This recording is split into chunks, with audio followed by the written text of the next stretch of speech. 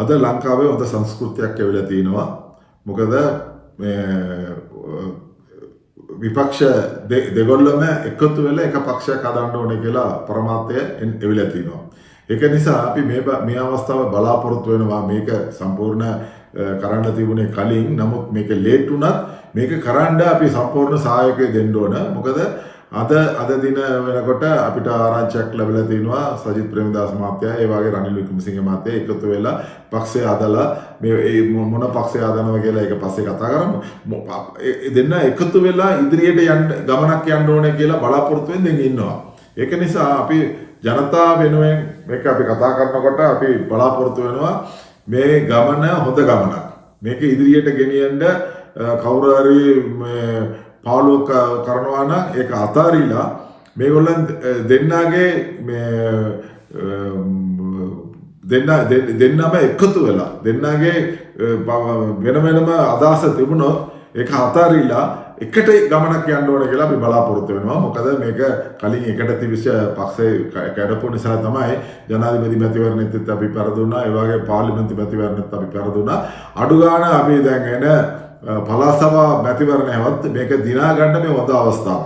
ඒක නම් මේ පළාත් සභාව දිනා ගන්න මේ අවස්ථාව ප්‍රයෝජන කරගන්න නැත්නම් මේ ආණ්ඩුව කවදාවත් අපිට රවටන්න බෑ. නැත්නම් මේ නැති කරන්න බෑ. මේ ආණ්ඩුව කරන වැඩවලට යම්කිසි හොඳ තියෙන පක්ෂයක් තියෙනවා නම් ඒක සජබේ වගේ එක්ෂන් ජාතික පක්ෂය දෙකම එකතු වෙලා කරන මේ පක්ෂයේ වැඩපිළිවෙල තමයි අපිට ඉදිරියට ගෙනියන්න පුළුවන්. ඒක නම් එහෙමනම් අනිවාර්යෙන් මේ පක්ෂ දෙක එකතු වෙන්න ඕනේ. ඒකට කවුද ලොක්කා කවුද අඩුවා කියලා බලාගන්න නැතුව මේ දෙන්න එකතු වෙලා කරන වැඩවලට මිනිස්සු සම්පූර්ණ සහයෝගය දෙයි කියලා මම බලාපොරොත්තු වෙනවා.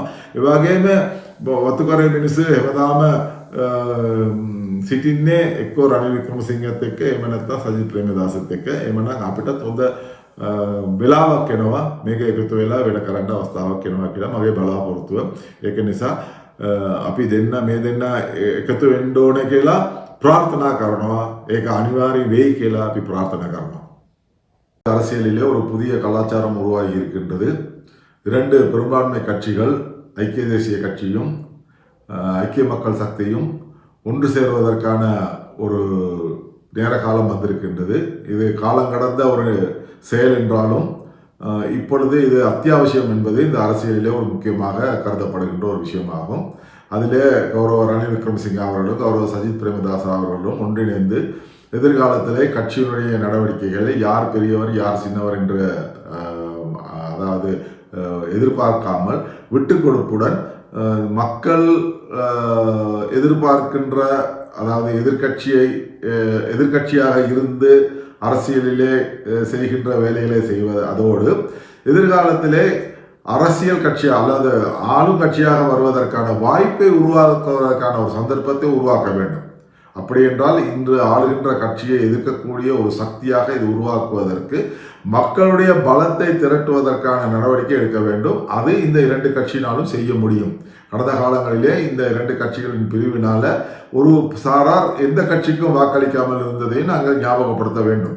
ஆகவே அப்படி அல்லாமல் இந்த முறை எல்லாருமே ஒன்று சேர்ந்து இந்த 2 தரப்பினருக்கும் அதில் உருவாக போகின்ற எந்த கட்சி அல்லது எந்த சின்னம் என்று உருவாகின்ற சின்னத்திற்கு எல்லோரும் ஒன்றாக சேர்ந்து இணைந்தால் நிச்சயமாக இந்த ஆளும் கட்சியினுடைய இந்த பலத்தை குறைத்து எதிர்காலத்திலே ஆளுகின்ற கட்சியாக வருவதற்கும் மாகாண சபைகளிலே அதிகமான இடங்களை பிடிப்பதற்கான சந்தர்ப்பமும் இதிலே உருவாகும். ஆகவே சிந்தித்து செயலாற்றுகின்ற இந்த நேரத்திலே இது ஒரு முக்கியமான தருவாய் என்று நான் எதிர்பார்க்கின்றேன்.